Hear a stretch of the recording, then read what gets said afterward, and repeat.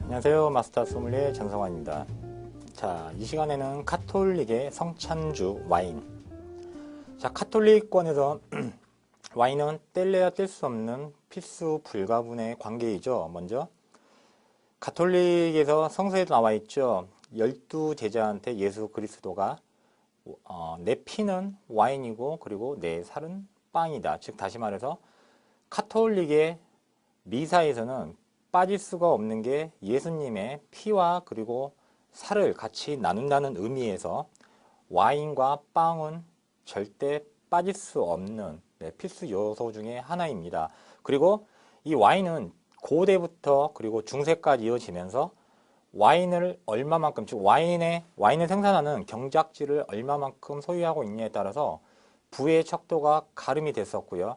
그리고 이 부의 척도를 기반으로 해서 세계 여러 나라에서는 패권 다툼이 일어나게 됐었죠. 십자군 전쟁도 어떻게 보면은 이 패권 다툼에서 와인이 빠질 수가 없었고요. 그리고 100년 전쟁이었던 영국과 프랑스의 전쟁에서도 와인이 대두된 것은 어쩔 수 없는 역사적인 사실이었습니다. 자, 그렇다면은 이 카톨릭의 성찬주로 쓰이는 와인의 또 다른 면모에 대해서 한번 알아보도록 하겠습니다. 자, 먼저 루터의 종교개혁입니다. 16세기가 되겠죠. 1516년도. 자, 루터는 먼저 종교개혁에서 이렇게 주장을 했었죠.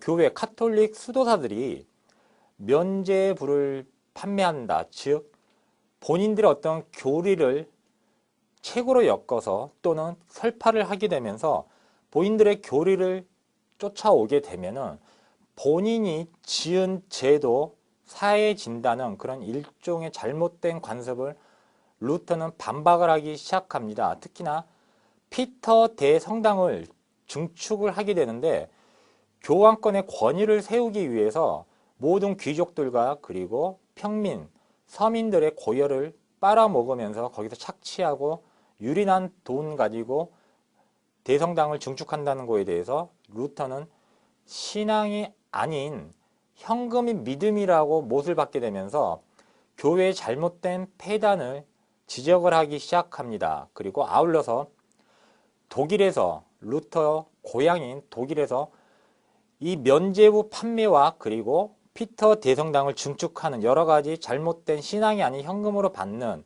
이 제도에 한해서 95개의 반박문을 제출을 하게 됩니다. 자, 이 중에서 특히나 96개 조항 중에서 86개 조항이 그 당시 교황이었던 크라수스를 굉장히 자극을 하게 됩니다. 자, 루터의 교리는 이렇습니다.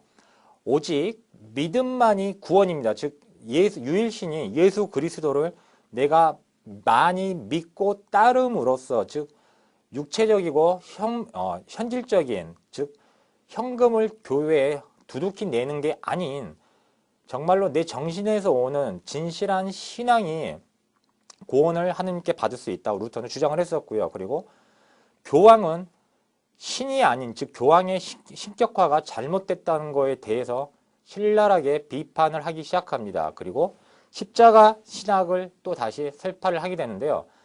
성경과 고난을 통한 진실된 기도만이 구원만이 진실을 얻을 수 있다고 말을 합니다. 그리고 진정한 그리스도만이 교회의 수장이 될 수 있으며 현재 재물과 그리고 탐욕의 눈이 어두운 야욕에 물든 크라수스 교황은 절대 교황으로서 자격이 없다는 반박문을 내게 됩니다. 95개의 조의 반박문은 당시 활자 즉 당시의 활발한 인쇄 기술을 바탕으로 해서 독일과 프랑스, 이탈리아까지 네덜란드까지 유럽 전역에 전파가 되게 됩니다. 그리고 젊은 층을 기반으로 해서 대중의 폭발적 호응을 얻게 되면서 교황청의 권위 즉 절대 누구도 탐내지 못했던 교황의 무소불위의 권력에 대한 도전장을 과감히 제출을 하게 되면서 교황청과 세력을 같이 하게 됩니다. 하지만 이 과정에서 교황청으로부터 루터는 살해 의혹을 받게 되죠. 자, 루터의 95개조 반박문이 발표가 되게 되면서 교회에 엄청난 반발을 사게 됩니다.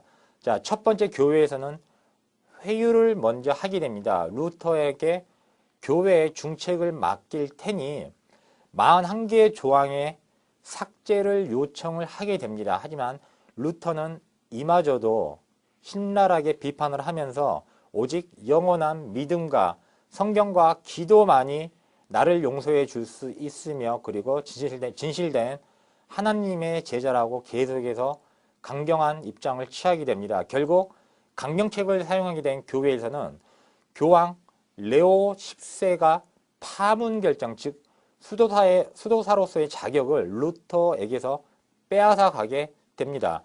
찰스 5세, 신성 로마 제국의 찰스 5세는 심지어 보럼 회의를 열리게 됩니다. 자, 이 보럼 회의에서는 로마 교황청의 교황, 그리고 독일의 군주, 그리고 프랑스의 왕, 그리고 이탈리아의 왕, 유럽 대부분의 수도사들을 총괄하는 그 책임이 있는 기독교의 수장들과 그리고 각국 나라를 대표하는 공국의 공작들, 그리고 맹주,